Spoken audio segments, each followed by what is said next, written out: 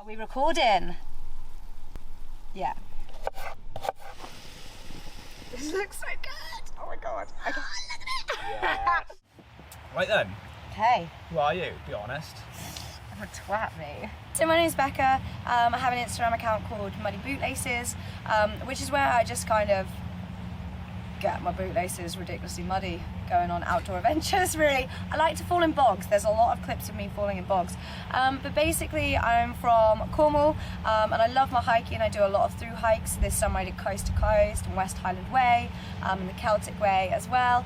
I also really love kind of foraging stuff, started to get into it, but really big on cooking outdoors.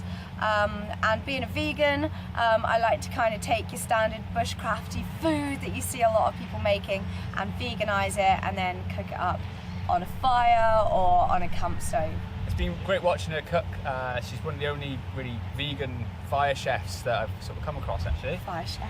Oh, oh, chefing. So yeah, it's been really nice watching her use our equipment and seeing what she's going to come up with next, really. Yeah, it's been good, isn't it? We've cooked, so we started off, well, you made the vegan crumpets, didn't you? So yeah. Craig made a giant crumpet, which was just insane.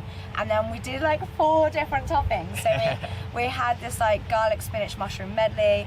We did caramelized peaches. We had, chocolate spread, strawberries and cream. That was so good. That was lovely. And then peanut butter and tomato, which is surprisingly tasty. For lunch we had pho, so made Vietnamese kind of mock pho. And then in the evening we made, shit I can't talk. What did we do in the evening then? We made blackberry and apple pie. Yeah, that was absolutely amazing. Like quarter each with whipping cream, didn't we, as well? Oh, it was good.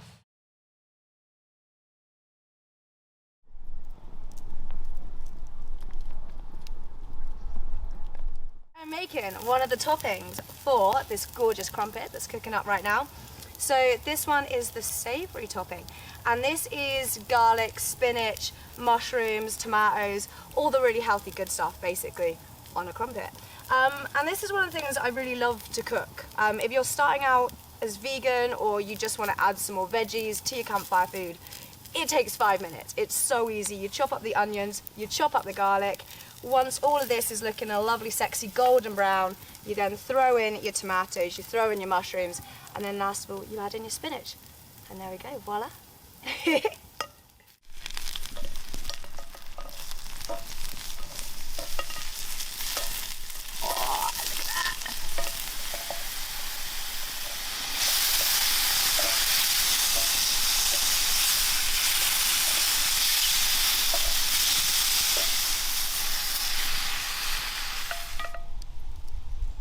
Beautiful. And that is our first topping made.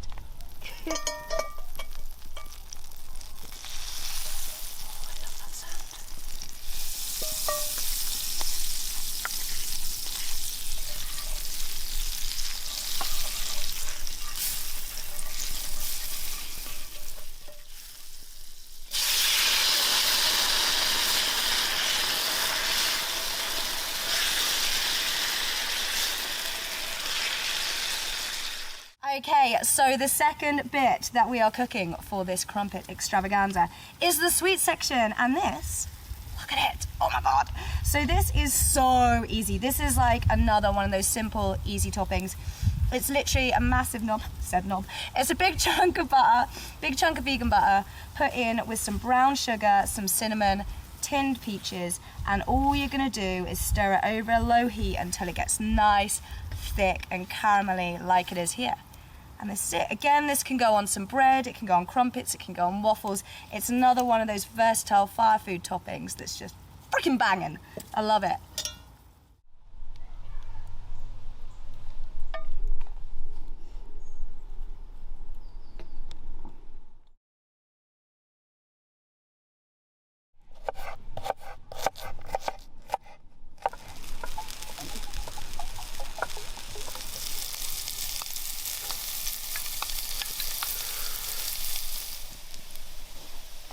Okay, so when this is all lovely and golden brown and your eyes are watery from smoke, not onions, you're going to add in your coriander seeds.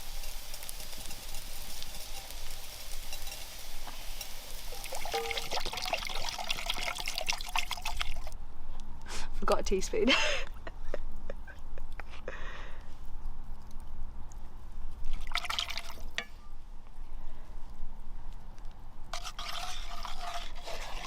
And in here I have 2 cinnamon sticks, I have 2 star anise, I have 6 cloves, 8 cardamom pods, and this is also going to brew in as well to make a really nice broth.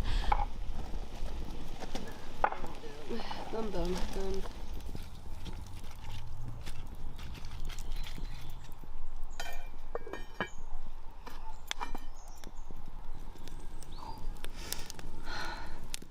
Oh gosh! I forgot my tongs, so this is really hard one-handed. Shit, this is really bad. I'm gonna try and drain it instead. So these are some rice noodles that I've had soaking. You can literally buy them from a supermarket that don't need soaking, so it's up to you which one you would prefer. But these are going in for the last couple of minutes.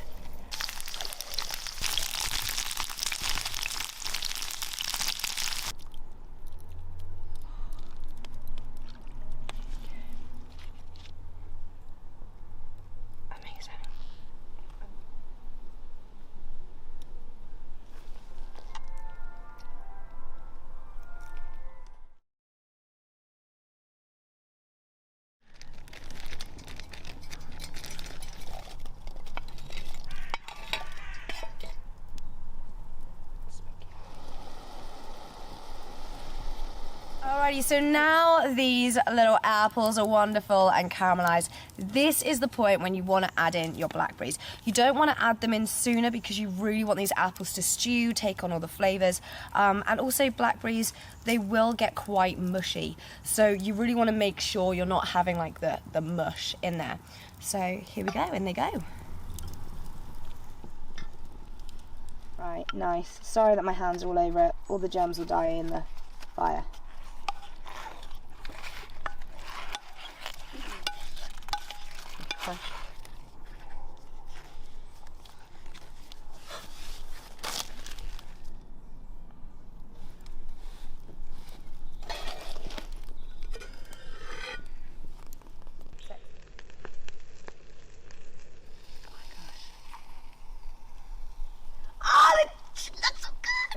Oh my god, that looks really good. Do you know what? I'm a terrible cook. I was a genuinely terrible cook. Like, yeah. I'd have like 10 things that I'd make and just adapt a couple of ingredients. And it wasn't until I actually went vegan, which is about 5 years ago, where I was like, oh girl, like, this is before veganism was more mainstream in the terms of where you could actually eat vegan stuff at a restaurant. Yeah. So we're like, well, I'll cook for people, and so that's how I started learning. And okay, interesting. Yeah. One thing with vegan food, because we were talking about earlier, you want a lot of spices and flavourings, and that's how I ended up learning. Because British food, I feel bad, but I don't really like a lot of the British stuff, even when I veganise it. But kind of you go Indian, you go Asian, like a lot of the Korean food I cook, and it's the big spice cuisines really lend themselves, don't they? Yeah. And a lot of those cultures as well, they don't eat a lot of meat.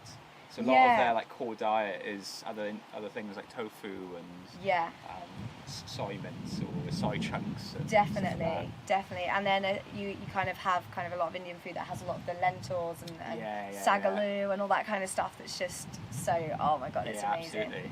But I find I get excited. Well. Yeah, the flavours. Oh my god, he was laughing at me like doing some of the cooking because it was only like caramelised tin peaches, wasn't it? I was like, oh my god, this is so sexy. This is so good. And that's what I really love about it. Just when you get excited about it, you're in a beautiful place, beautiful scenery. You've had to take the time to cook stuff. You're really involved in it as well. Like at home, you put something in the oven, it's cooked. You're cooking over a fire. You're monitoring it, you're thinking about it, you know, like if you have a certain amount of smoke, it's going to give a smoky taste. If you leave it too much on the bottom, it might burn, but you want to crisp it from the top. And you really have to think, and it makes you be present. I think that's one thing I really love about it. You can't be distracted. You're just, it's a process. It's almost like meditative. You kind of definitely. I think definitely cooking over fire more so than at home. If you're not looking at it for 2 seconds.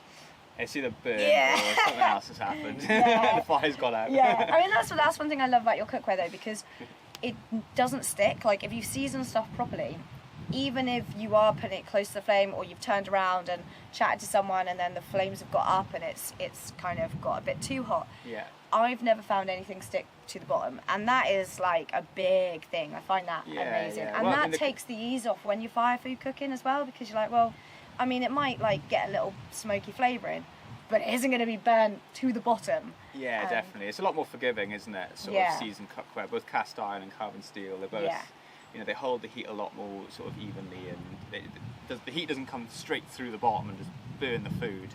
I mean, you know, when I first started getting into campfire cooking, I was using like thin pans, not really thinking too much about it. Yeah. And I mean, I swear I've burnt water in them. Like. No, I know. Yeah, I know what you mean. I've had it before. I'm like, how is this possible? How does this taste so bad? And it's a peppermint tea, but it tastes like burn. Yeah, no, definitely. It's because even with the caramelized peaches, I forgot about. I was like, oh, wow, but quick, we got it, and it still tasted just lush. It just hadn't burned, which is really, really. Yeah, it's nice. It gives you a lot more flexibility, doesn't it? And then you can. You know, you don't have to be worried about, you know, your equipment. You know that whatever you want to actually make, you can do it. Yes, You know, it's almost the same level as at home, but more exciting, more interesting, because you've got that added flavour of smoke and sort of a nice setting outdoors. Definitely. Yeah. Definitely. No, it's so nice. Yeah.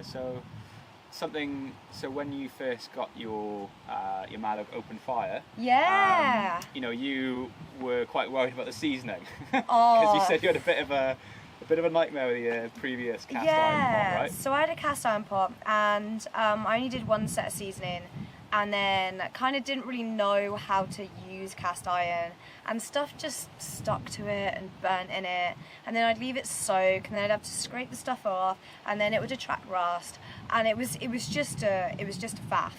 And I know there's some people out there who cook amazing food in cast iron. And you do say you treat the carbon steel very much like cast iron, but I found it a lot easier to use, actually. But I was so worried, wasn't I? So I had him. It was the first time we properly talked in it, and like you had your video phone, and I had my like phone, and we were talking to each other how to season it, and you know, I think I chose olive oil. It might have been rapeseed oil. I think it was grapeseed oil. I think. So I used grapeseed oil, and then kind of coated it, wiped it off, put it in the oven, and then did that 3 times, which I found really, really helped, because especially with a lot of the food I cook, I love my soups and my stews, so it's very water based, which can be kind of corrosive, and I do also cook a lot of like kind of fruity pies and things as well, which again can be considered corrosive. I mean, I've not had a problem with it, but when I have finished with it, I clean it up. And I'm really paranoid. I was telling you, I was like, when I've washed it, I put it in the oven for 5 minutes just so it doesn't rust. And he's like, you don't need to do that. It's good practice though, you know. I mean, at the end of the day, like, you've got something now and you're caring for it, you're looking after it, and as soon as you get into that rhythm, the initial thing, like, oh, this is going to take forever to do, and you're like, oh, I don't really only got any time for this, but then it becomes part of your normal routine, doesn't it? Yes. The same way you like sharpen a knife or you know, anything like that, and you just sort of get into it, don't you? And then it's part of just what you do. Yeah. And it's actually not that hard to like look after, really. That was another thing I was. Hang on a minute. That got a hair that's attacking my face. It's not actually that hard to look after either. I thought it would be kind of like this big process, but it's just been really nice, really easy to use, portable as well. Because I mean, my legs through my hiking, I'm pretty with the legs, but my arms, like I said, I don't really work out. So carrying like a big cast iron pot, this thing's like half the weight, or might even be a bit lighter than the one I had, and it's so easy to just take with me. That I really appreciate that about it as well. Pause for that. See if I can get it's my hair. Chopper, guys. Definitely that made me really dizzy. Definitely like that.